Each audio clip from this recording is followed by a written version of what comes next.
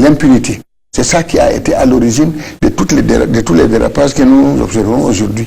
Parce que si on vous dit, vous avez fait ceci, le lendemain, on vous appelle, je vais vous raconter une petite anecdote qu'un ancien m'a vraiment raconté à Douala, du temps du président Ahidjo. Il dit qu'il est allé dans une société parapublique dont j'étais le nom, où il était PCA. Il est allé voir le DG, pour lui dire que monsieur le directeur général, vraiment, je n'ai pas eu, je suis coincé, je suis foiré. Il dit que mais tu veux que je fasse quoi? Il dit que non, vraiment, il faut essayer de m'aider. Il a dit, bon, je te fais un bon de 10 millions. Il a signé un ordre de paiement de 10 millions, qui est passé devant le directeur de l'administration et de l'administrateur et financier, qui se trouve être un ancien ministre aussi, qui était de renom, le ministre Garga Manaji. Et quelques temps après, le président Ahidjo a été informé de ce que les pères là, le PCA est allé prendre 10 millions de le directeur général. Le président Ahidjo l'a fait appeler. Il est venu à Yaoundé, lui a dit, qu'est-ce que tu as fait là-bas chez toi là? L'argent que tu as pris là, ça répond à quoi? Ça correspond à quoi? C'est que l'argent qu'on t'a donné là. Il dit non, patron, j'avais dit qu'il va remettre l'argent là. Vite! Il m'a dit que je suis parti dans la voiture là, j'ai dit au chauffeur, accélère. Mets les pieds sur l'accélérateur. Accélère autant que tu peux. Il faut qu'on arrive avant la clôture des bureaux. Il est allé au port, il a demandé à un de ses frères, il a dit que j'ai pris l'argent là où j'ai travaillé. Mais vraiment, voilà que le président a demandé que je restitue cet argent. Aide-moi. Il a dit que tu as déjà pris combien pour les 20 millions. Il a dit j'ai gaspillé 4 millions et quelques. Il a dit donnez-lui 5 millions. Il a appelé son directeur financier, il dit donne-lui 5 millions. Il a donné, il dit va remettre. Il est allé remettre cet argent. Il a dit à chauffeur, ne pars pas, ne rentre pas. Je vais te payer 2 fois tes frais de mission. Et je te donne aussi l'argent pour l'hôtel. Va repartir sur Yaoundé. Va remettre ces bons-là, ces versements, ces copies de versements au garde-corps du président Ahidjo. Pour que le président sache que j'ai effectivement payé. Je dis c'est ça, mon frère. Si vous n'avez pas la sanction qui pèse sur vous, les gens peuvent faire n'importe quoi. L'impunité. Oui, l'impunité, c'est ce que j'ai dit. C'est ça. Quand vous savez que je peux voler ou ne pas voler, rien ne m'arrivera, mais vous volez. Bonjour à tous, bonjour à toutes. Les lions indomptables du Cameroun. Une tanière infestée. Vous savez, dans 42 jours, un peu plus, 42 jours avant la première période de FIFA de l'année 2025, durant laquelle les différentes sélections vont repartir à l'assaut des éliminatoires de la Coupe du Monde États-Unis, Mexique, Canada en 2026. Le Cameroun va affronter entre le 17 et le 25 mars 2025 pour le compte de la 4e et de la 5e journée respectivement les Swatini en Eswatini et la Libye au Cameroun. Souvenez-vous que la Libye nous avait menacés quand on était chez eux.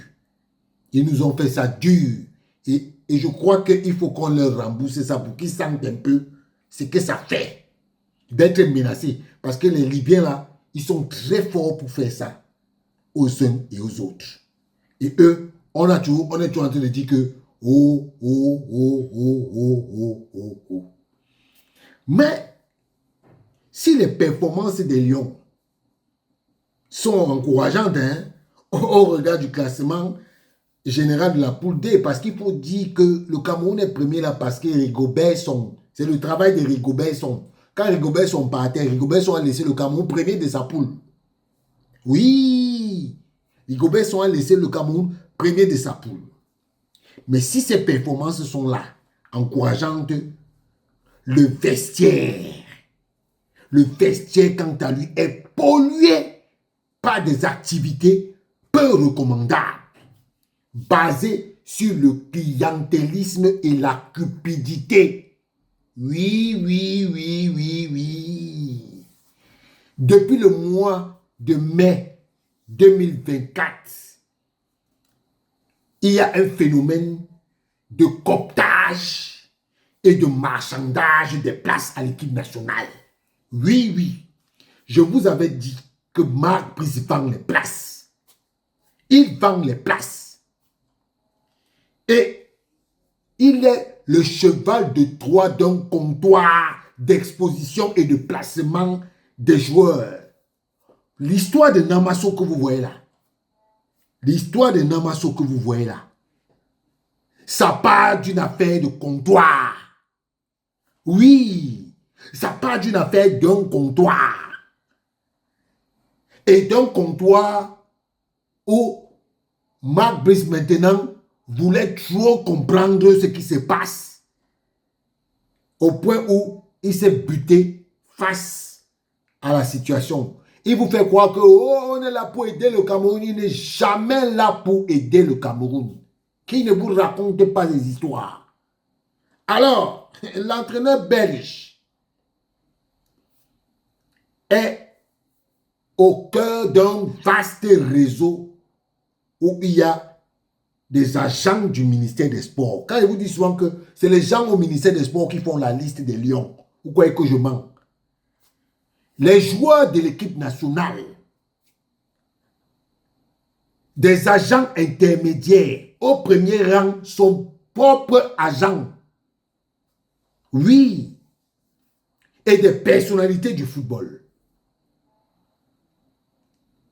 Parce que il faut savoir que ce processus est bien huilé de telle sorte que certains esprits qui sont, excusez-moi du terme, incrédules, ne puissent pas cerner le gros stratagème qui a été bien ficelé autour de Marc Brice et qui intervient en ultime ressort dans le business. Oui, plusieurs joueurs ont été convoqués ou sélectionnés juste pour servir une cause, celle de l'argent, et peu importe le talent ou la performance. D'autres réguliers dans leurs championnats respectifs ont été ressuscités en sélection nationale. Question de démontrer la toute-puissante force de frappe de ceux qui les ont fait venir. Oui. Je vous prends des exemples. Faye Collins, il est sans club depuis la fin de la saison 2023-2024. Il n'a pu jouer un match professionnel depuis le 27 avril 2024. Et sa présence récurrente en équipe nationale, d'après nos sources, est guidée par Vincent Aboubakar et Aiboshi, l'agent de Marc Brice, qui recherche désespérément un club depuis 8 mois et sans succès. Simon Omosola, lui, il est appelé, il n'a pas joué depuis octobre, même s'il joue actuellement, il n'a pas joué depuis octobre. Et personne n'a oublié qu'il a participé au stage de juin et septembre 2024 alors qu'il était inactif depuis avril 2024. Et ça, c'était pour faire ombrage à Fabrice Ondoa. Parce que, vous savez, quand André Onana a parlé à Marc Brice, il a acté la présence de Simon Omosola. Simon Omosola lui-même là, André Onana et lui ne s'entendaient plus. Hein. Il ne s'attendait plus. Il a fini par faire allégeance à Ando Nana. On connaît. On connaît. Ando Nana, il sait que Simon Mousoula a logé chez Ando Nana pendant 8 mois. Ando Nana, tu vas douter. Tu vas douter. Vous avez des problèmes. Oui, vous avez des problèmes. Naha c'est. Tu vas demander qui a dit à Naha, comme tu es parti demander à un journaliste que, c'est ça tu dis que je dois l'argent, je te dois l'argent, j'ai prêté l'argent. Naha va dire dans les réseaux sociaux que je te dois l'argent, machin. Ando Nana, moi j'étais à l'œil. Moi j'étais à l'œil. Continue tes choses que tu fais là. Moi je t'ai dit, tes gars qui font les choses là, moi je ne suis pas dedans. Moi je te dis ça, ouah. Voilà. Quand tu es parti dire aux gens que moi, Naha, été demandé l'argent. Ton grand frère, tu as dit à ton grand frère que moi, je t'ai demandé l'argent. Depuis ce jour-là, j'ai dit que toi et moi maintenant, comme tu as dit que je t'ai demandé l'argent, tant que tu ne viens pas dire que je ne t'ai pas demandé l'argent, je vais continuer de parler. Parce que toi et moi, toi-même, tu sais que moi, Naha, je ne t'ai pas demandé l'argent. Et ce ne sont pas mes pratiques. Pour me salir, tu allais dire aux gens. Ando Nana, je continue. Je continue. Matin, on l'a. Matin, on l'a.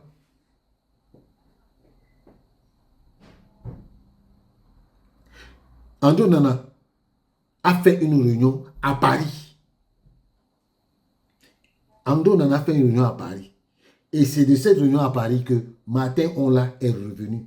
Après son affaire qu'on avait fait aux États-Unis. André Onana a coché son nom dans le carnet de Marc Brice. Quand je vous dis que c'est lui qui a payé l'argent de la tournée de Marc Brice, vous dites que non, non, tu mens, tu es un menteur, il ment. Mais je vous mens, vous acceptez. Et c'est ça. Michael Ngandui, Ando Nana, tu veux nier maintenant ce que tu avais dit de lui. Tu as dit que Ngande, tu as dit qu'il ne devait pas aller à la Coupe du Monde au Qatar. Parce que il était lent et vieux.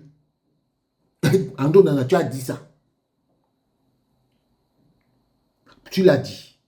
Maintenant, pour essayer de te rattraper sur le parallélisme des formes, tu as dit que bon, on peut le faire revenir, mais à condition qu'il change.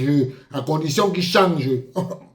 On est bango. Je vais sortir Théoa ici maintenant. Vous vous souvenez qu'il y a un joueur qui s'appelle Martin Atemengezie. Vous vous souvenez même de lui. Vous vous souvenez de lui. C'est toujours les joueurs de Ayvushi. Oui, c'est toujours lui. Le premier, c'est-à-dire que le regroupement d'octobre, pour la double confrontation contre le Kenya. Un joueur qui joue en première division en Israël. Israël, hein? Il a même fait 2 rentrées au cours de match et est reparti dans l'anonymat. Et vous savez pourquoi? Parce que il y aurait eu un mauvais partage du deal autour de ce joueur.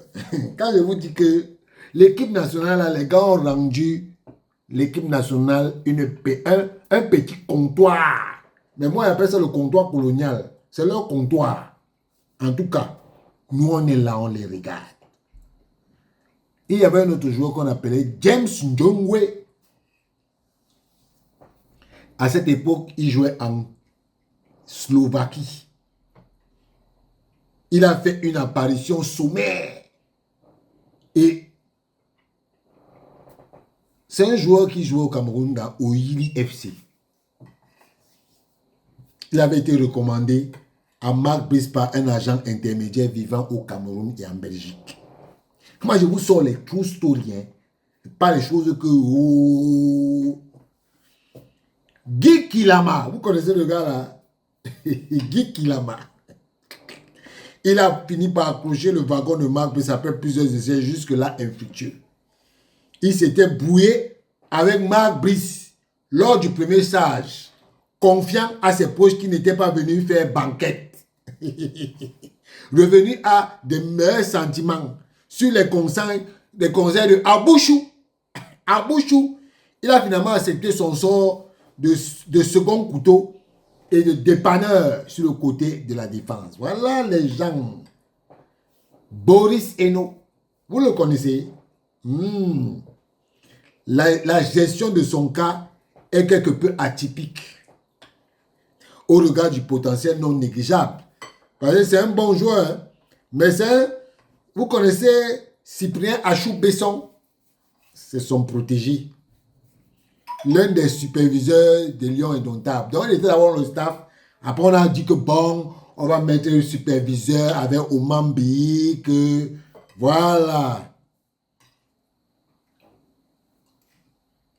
L'on sait également que Aivoshi, proche des joueurs camerounais qui évoluent en MLS, mais il se murmure que le clan de l'ancien pensionnaire de l'école de football français, par ailleurs, unique buteur du match contre le Kenya, refuse de graisser la patte. Conséquence directe, en 6 convocations chez les Lions, il n'a fait qu'une seule apparition. Tu ne donnes pas l'argent, on ne te met pas. Oui, oui. Vous connaissez Yunusa Wiliti, un joueur de Rodez. Il était content quand on l'avait convoqué. Jusqu'à son club a même fait la fiche. Ah. Je ne veux pas parler de lui. Ivan Dibango. Vous connaissez Ivan Dibango, non? Un joueur qui joue en Ukraine. Il a fait la liste durant le stade de juin et de septembre, avant de disparaître des radars. Ses managers l'ont présenté comme la doublure de Noutolo. À gauche. Comment expliquer ses absences par la suite? Est-ce un deal qui a mal tourné? Il y a alors un autre joueur là, on l'appelle James Eto'o. Comme Eto'o, hein? E-T-O, accent. Oui. Accent. O. Et il jouait en Sofia, hein? CSKA Sofia en Bulgarie. Ouais. Il était parmi les premiers du stage de Marc Bissayaoundé. Plus rien derrière.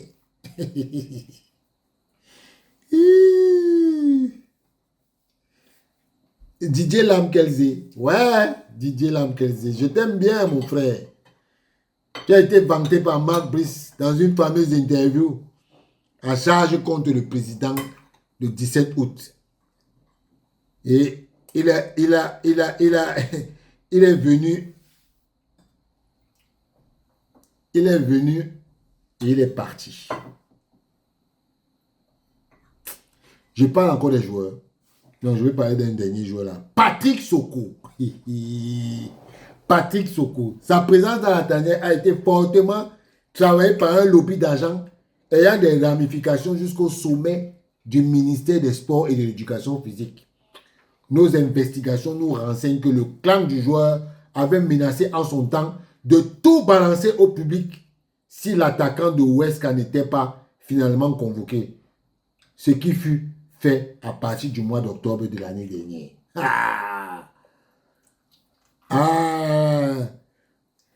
Ouais. Quand je vous avais dit que ce Marc Brice est donc la poule aux œufs d'or d'un groupuscule de personnes qui ont décidé de brader le label Lion Indomptable au détriment de l'argent et du vice. Continuez de faire ce que vous faites. Vous allez comprendre. Ciao.